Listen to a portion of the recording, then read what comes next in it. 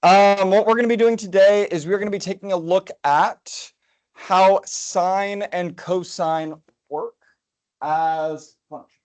The way that we're going to be doing this, we're going to be examining how the graphs of these functions form. And then we're going to talk about some of the vocabulary that goes on. Yes. Yes. Yeah.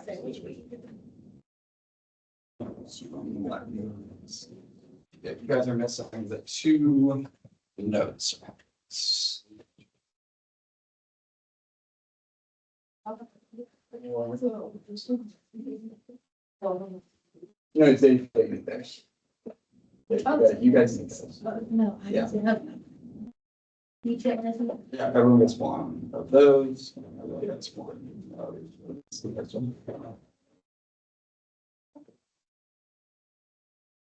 All right. This is largely going to be very exploratory.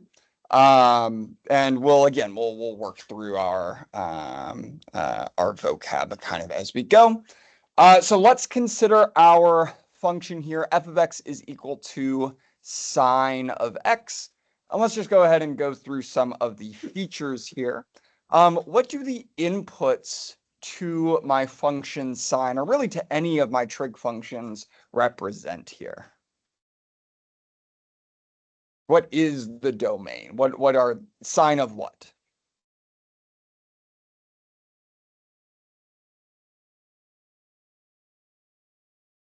Not the radius. On number 3 on the quiz we just took, what was it that I was asking? Sine of blank, cosine of blank. Of theta, and theta is an angle, degrees, right? Some kind of angle. Is there any kind of restriction that we have on what our angle is allowed to be? No. And so when we're talking about the domain of sine, we're just going to say we're allowed to be anything. And that's because this is any angle should work.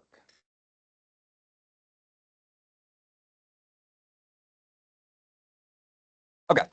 What about the range of sine? What does sine correspond to, not just in terms of the right triangle trig definition, but in terms of our unit circle definition? The which values? The y values on the unit circle. Is there a largest or smallest y value? Let's see here. Sammy, what's the largest y value on the unit circle? Which will be the upper end of our range. Yep, +1. And then Ainsley, what's the smallest y value on our unit circle? So 0 in terms of like magnitude would be the smallest, but we have some negative y values as well. What would be like the most negative? -1 is going to be our most negative. Is going to be our most negative y value. Why do we see 1 and -1 here? Why are these values 1 and -1? This is kind of what Samir was getting at earlier.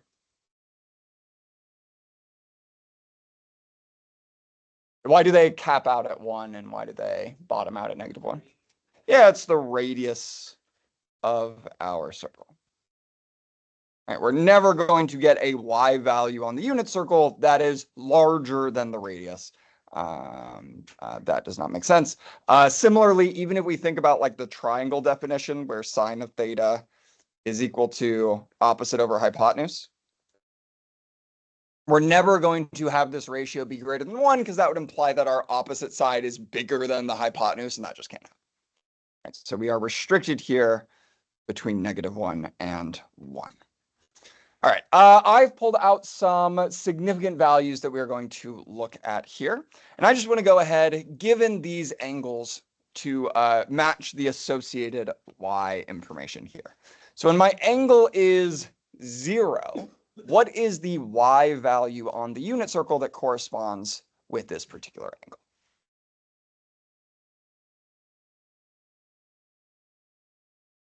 Well, I'm saying if the angle is 0, if the angle that I am plugging into my function, sine of 0, what is the y value that corresponds with that? 0, absolutely. Very nice, Kyla. What is the y value that corresponds, kind of referencing our unit circle up there? What's the y value that corresponds with pi over 2? That is going to be 1. What is the y value that corresponds with pi? Also 0. What's the y value that corresponds with 3 pi over 2? Down to -1. How about 2 pi? Back to 0. 5 pi over 2, which we could think of as like 2 pi and then an additional pi over 2. So we go all the way around our circle once, all the way around our circle once, and then we go an additional pi over 2. What will that y value be? Back to 1. Going in all the way around our circle and then another halfway around our circle. What y value will that take us to? 0. Going all the way around our circle, and then another 3 pi over 2 rotation will take us to, and then back to 0. What do we notice here about our outputs? They're following a pattern, right? We've got like this 0, 1, 0, -1, 0, 1, 0, -1, 0, 1, 0, -1, 0, 1, 0, -1 pattern that is going to loop on and on and on and on forever. To this end, we are going to find that our trig functions are not particularly interesting to look at for the entire domain. Or rather, it's really, really redundant to look at the entire -infinity to infinity for our trig functions because we're just going around the unit circle over and over and over and over again. We're not getting new information by doing our 20th lap around the unit circle. It's just going to be the exact same information that we saw in the 19th lap, which is the exact same information that we saw in the 7th lap, which is the exact same information that we saw on the 1st lap. Now, functions that behave like this, where we have these repeated values over and over and over again, we're going to call these functions periodic.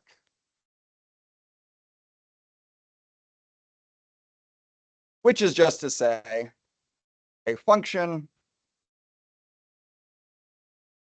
that repeats the same image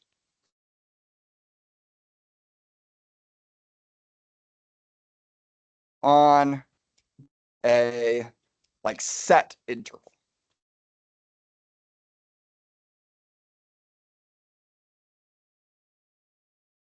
In this case, how often are we going to get a repeat? How long does it take for me to go from my starting position all the way back to my starting position?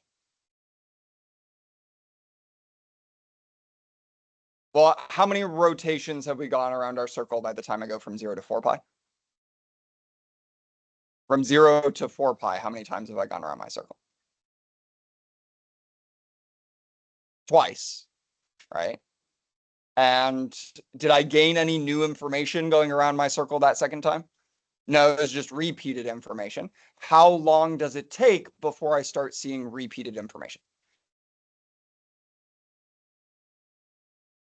One rotation, which is 2 pi. And so what we would say is that the period of the function sine, the standard period we'll find, is going to be 2 pi, which is to say it takes 2 pi or one full rotation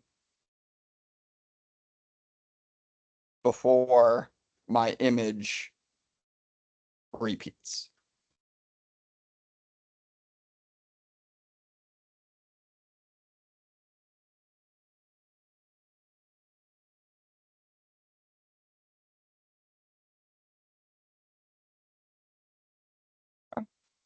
We can also talk about what we call the amplitude of a trig function.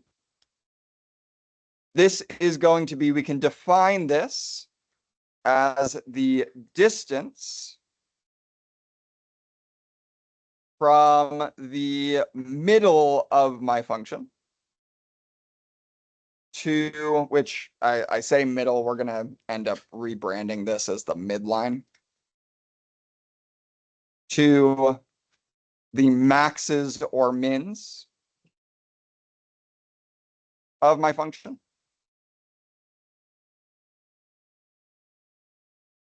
In this particular case, where is our function sine centered?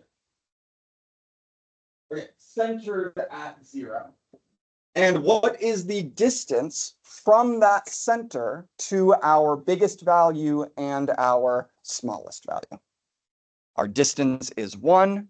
And so the standard amplitude for our trig function here, for sine anyway, and we'll see for cosine as well, is going to be 1.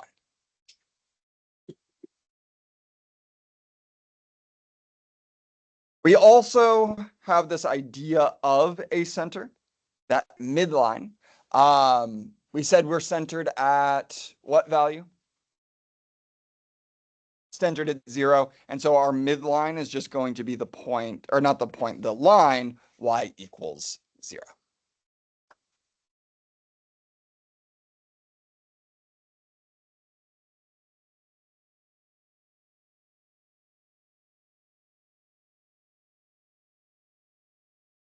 In terms of what this is like going to actually look like, I'm just going to graph like one period at a time. So I'm not awfully concerned with what we've got going on here. So this is our x, f of x. We said we have a maximum value of 1, minimum value of -1. And I'm just going to graph the significant points within one rotation around the circle. So we'll do 0, we'll do pi over 2, we'll look at pi, we'll look at 3 pi over 2, and we'll look at 2 pi. At 0, what did we say we start at? We start at 0. We start at that midline. At pi over 2, what do we go to?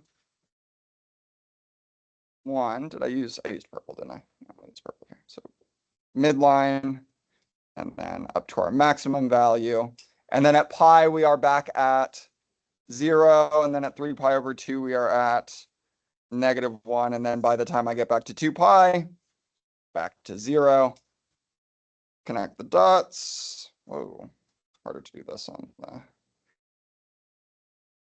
iPad. Something like this. And then that image would repeat infinitely to the left, and then it would repeat infinitely to the right. You'd get the exact same thing every 2 pi.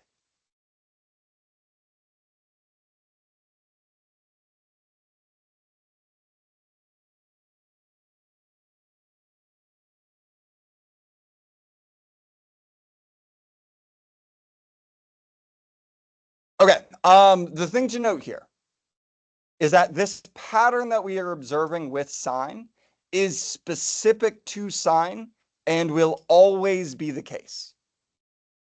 Which is to say that sine is always going to start at a midline.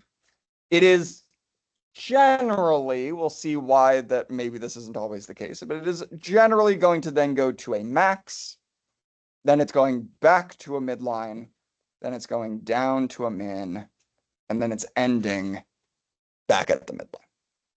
Right? So that pattern of starting at the center, up, center, down, center, is sine. That tells us that we are looking at sine.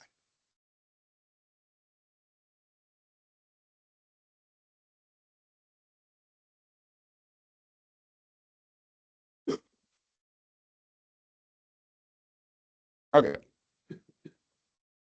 Let's do the exact same thing, but let's do it for cosine. So we'll say g of x is equal to cosine of x. Do our... and since I already know that this is going to loop every 2 pi, I'm going to go ahead and not go beyond 2 pi. So we'll look at 0, we'll look at pi over 2, pi, 3 pi over 2, and 2 pi.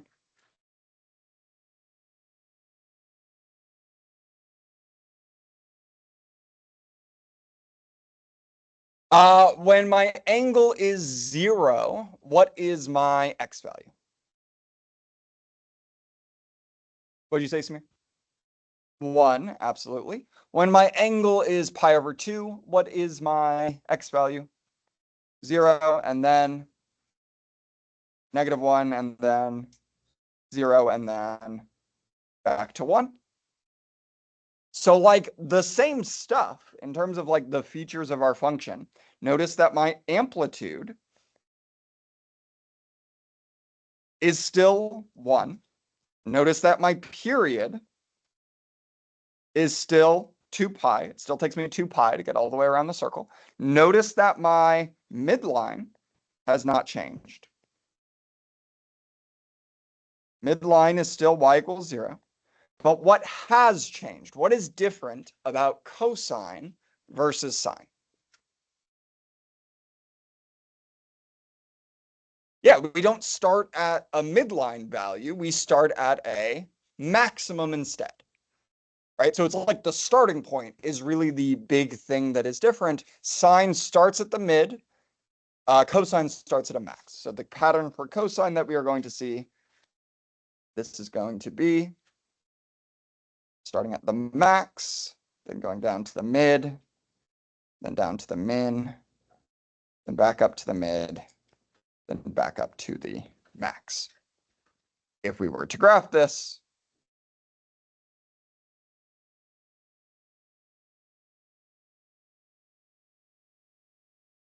we're going to get max, mid, min, mid, max. It's something looking like this. Again, a little bit tricky to graph on the iPad, but something about that.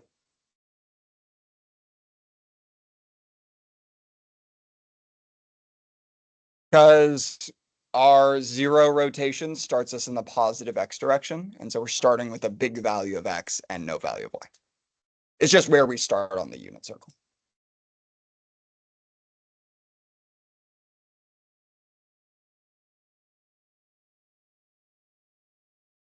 Yeah.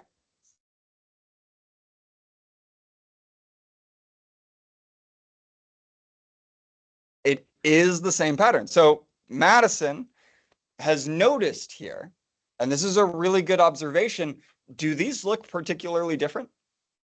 No. In fact, you could imagine if I shifted the red over by pi over 2, it would just lay right on top of the purple. That is not a coincidence. Yesterday, we looked at the cofunction identities, the idea that like sine of x was equal to cosine of pi over 2 minus x. Sine and cosine are truly the same function.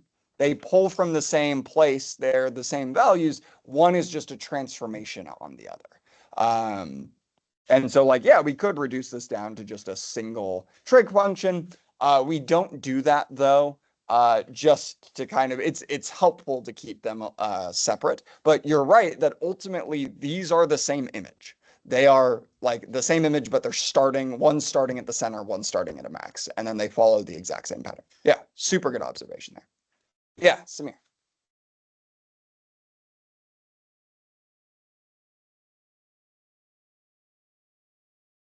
Well, so remember the cofunction identities go in both directions. So like you could theoretically redefine every single trig function that we have in terms of sine. You could also redefine every single trig function that we have in terms of cosine. The reason why we keep them separate is this unit circle notion of it's very, very convenient to use cosine to refer to x. It's very, very convenient to use sine to refer to y. Since we have two pieces of information that we're looking for that are related but not the same, it makes sense to use two different functions for it. Yeah.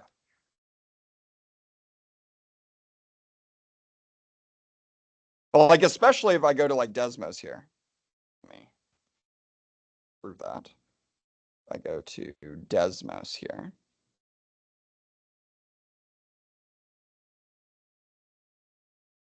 And I graph sine of x here, and I graph cosine of x there, they are like truly the same.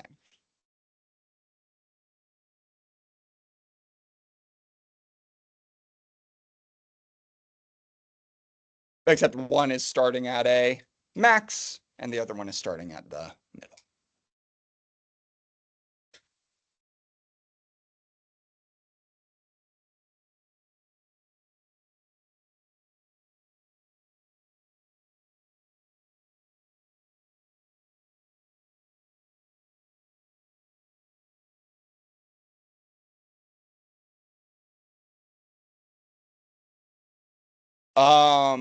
So I'm gonna correct me if I'm misinterpreting. I'm gonna interpret the question of how do we know whether to use sine versus cosine? Like, is there a good reason to use sine versus cosine?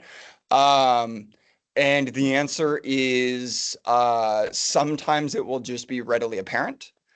The other answer is often you're going to be starting with the equation and then getting to the graph. But if you're starting with the graph and are trying to figure out, is this a graph of sine or is this a graph of cosine? It depends on where you start. If you start at a max, then it's going to be a graph of cosine. If you start at a middle line point, then it's going to be a graph of sine. And so you just have to be cognizant of that choice when you make that choice. We'll look at some examples here, and I can showcase like exactly what you're saying, where like if I shifted over a little bit and started at this point instead of this point, all of a sudden now it's a sine graph instead of a cosine graph, or vice versa. But like there's some flexibility there, but I just need us in the forward direction to know if I'm asking you to graph sine, start at the middle. If I'm asking you to graph cosine, start at the top. Good question. And we'll see some examples where there is that flexibility for sure.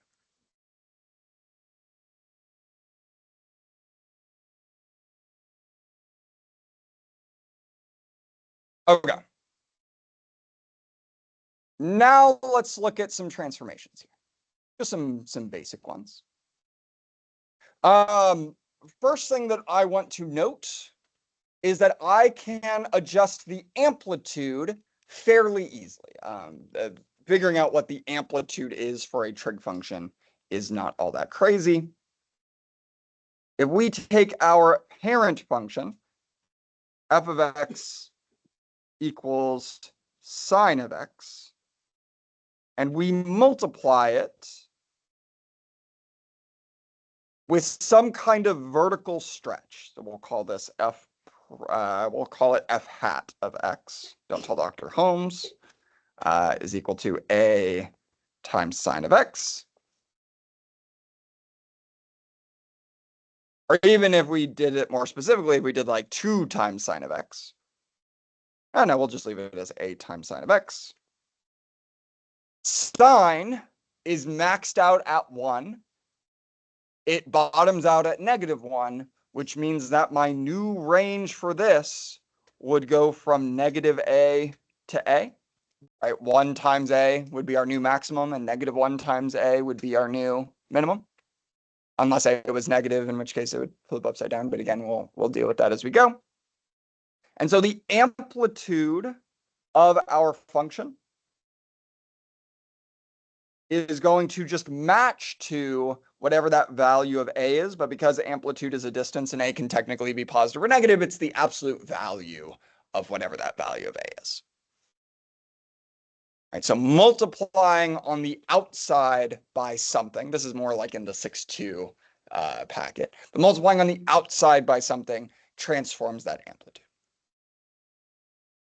We can also think of what's going on when I multiply on the inside by something. If we take my function f of x, sine of x, and we change it into, again, I'm stealing some statistics notation here, and we turn it into, let's say, I'm actually going to be specific here, sine of 2x. Where now the multiplication is going on the inside. The way that I would like to conceptualize this too, think of this 2 as meaning that we go twice as fast. Right? It doubles the speed at which I'm going around the unit circle. If you double your speed from getting from home to school, and I want to know how long it took you to get to school, which is the period, how long does it take to get all the way around the circle? How long does it take to do one full rotation? If I double my speed, what happens to the time that it takes to go all the way around my circle? It gets cut in half. So twice as fast, which translates to half the amount of time.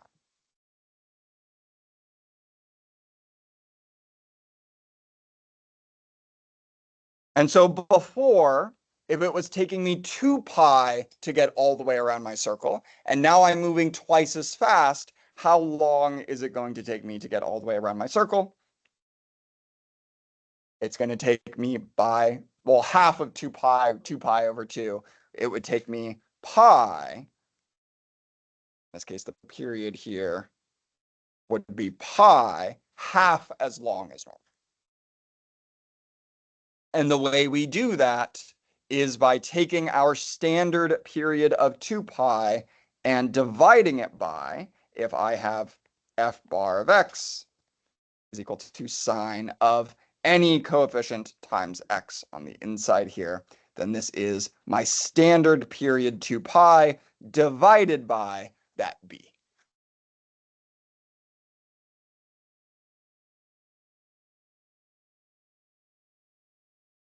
B is it in terms of like math terms, it is the horizontal stretch or compression. We can think of B as telling us how fast we are going, which is going to have an inverse effect on the speed, is going to have an inverse effect on the amount of time that it takes for something to occur. So if I'm going twice as fast, it takes half as long. If I'm going half as fast, it's going to take me twice as long. And that's why we divide by B, the inverse. Yeah.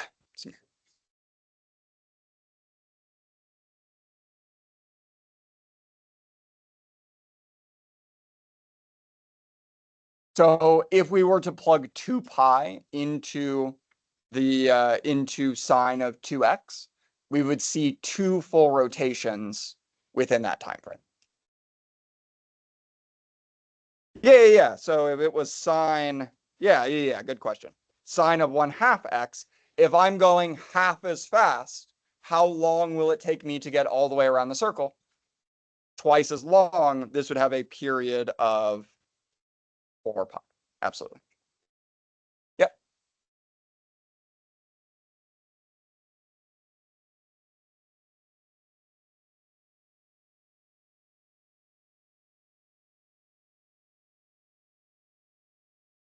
Mm-hmm. Mm-hmm. Yeah, that's the one is the standard amplitude, and we transform it by multiplying 1 by a, and 1 times a is just a. Amplitude is a distance, so yeah, it'll always be positive. Now, that value of a could be negative, which is why we have to take the absolute value. And that negative is doing something else. We'll look at some examples where it's negative probably tomorrow.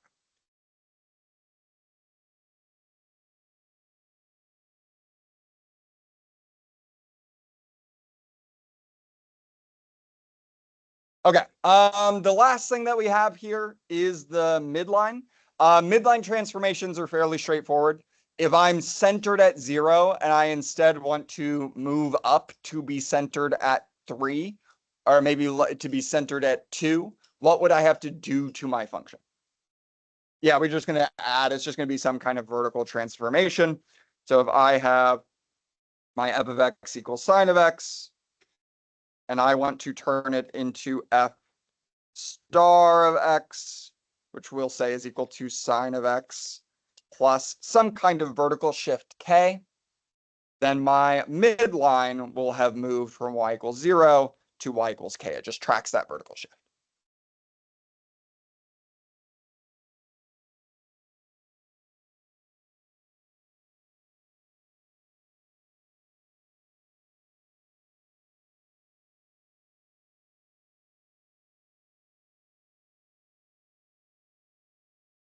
vertical, up, down, because it's the y line, y equals 0.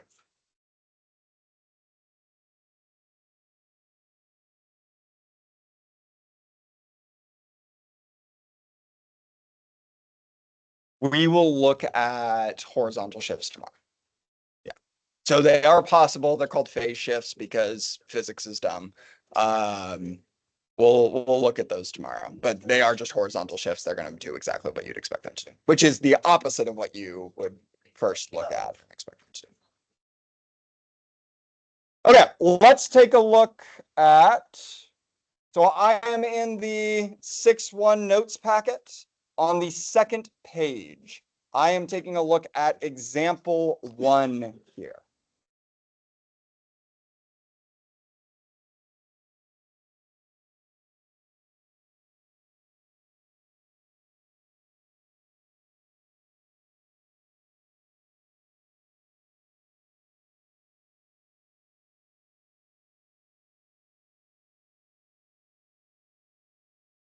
Go ahead and take a moment to close our computers. We have about 5 minutes left. We're going to work through example 1 and 2 here.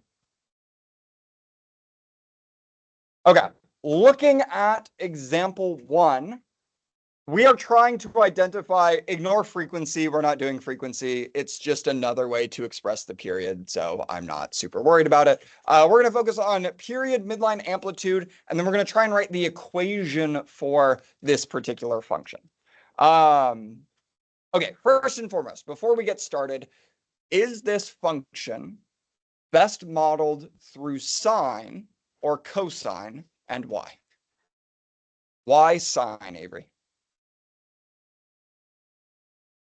It doesn't start at the max, it starts in the middle. And so it makes a lot of sense to use some transformation of sine. You totally could. You would have to incorporate some kind of horizontal shift in order to do that, but you totally could. And since we haven't looked at horizontal shifts yet, I mean, you could figure it out how to do it. But yeah. Okay, so starts at. Okay. What is the midline in this case? That one's probably the easiest to figure out. What is the center of our function? 3, and how should I express it since it's the midline? Y equals 3 will be the equation to my midline. What is the amplitude or the distance between my midline and either my max or my min? Also 3. That's a coincidence. Those two are not tracking each other. That's just coincidental. And then here's an interesting one. We know our sine pattern is mid, max, mid, min, mid. How long does it take for us to see that pattern? What is the period of this function? How long do we go for one loop around the unit circle?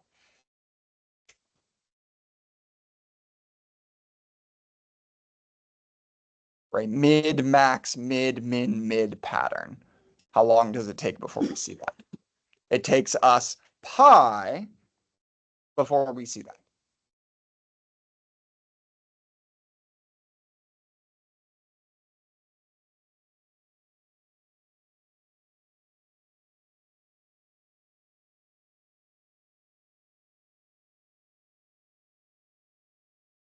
How much faster is that than normal? Twice as fast.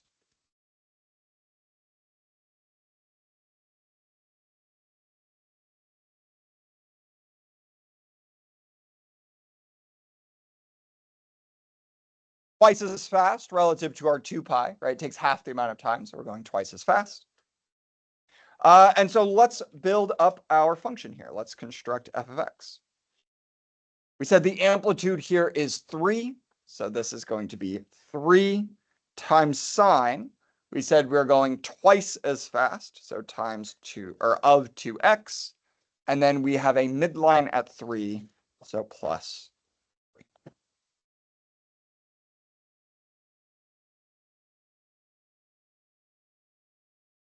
This going here. This going here. And twice as fast. Going with that too.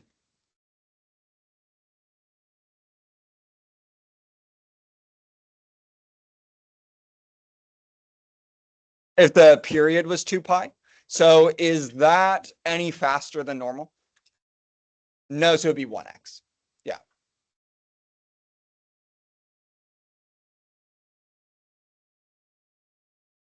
All right. We will build in, we've got one other transformation that we're going to look at, and then we'll do some practice, and then we'll work in some of our other trig functions. Beyond that, though, guys, have a fantastic rest of your day. I will see you all tomorrow.